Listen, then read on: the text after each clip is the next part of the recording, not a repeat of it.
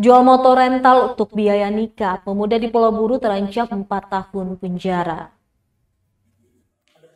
Pria yang menjual sepeda motor rental untuk biaya pernikahan terancam 4 tahun penjara.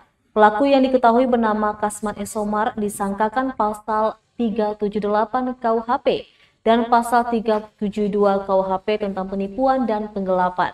Saat konferensi pers di ruang reskrim Mapolres Pulau Buru Sabtu 12 Februari 2022.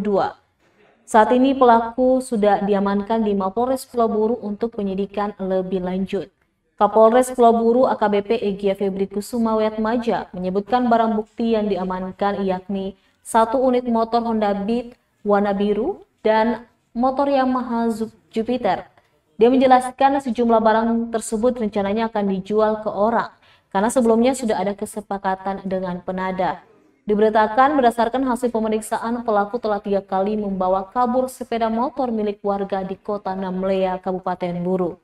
Adapun modus yang digunakan tersangka dengan cara menyewa sepeda motor dari rental. Setelah sepeda motor didapat, pelaku langsung membawanya dan menjualnya. Tim menangkap tersangka selesai proses ijab kabul di Ambon Selasa 8 Februari 2022.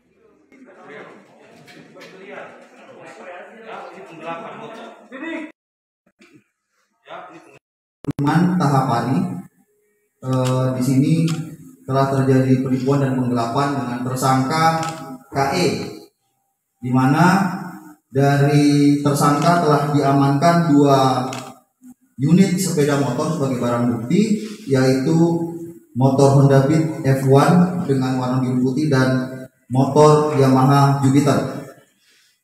Untuk TKP-nya ada di depan rumah makan Omega di Namlea, Kecamatan Namlea.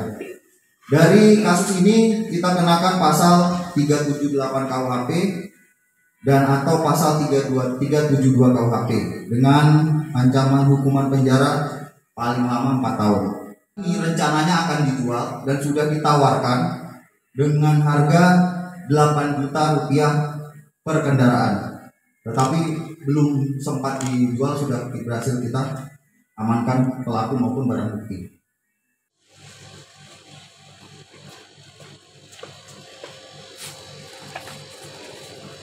Terima kasih sudah nonton.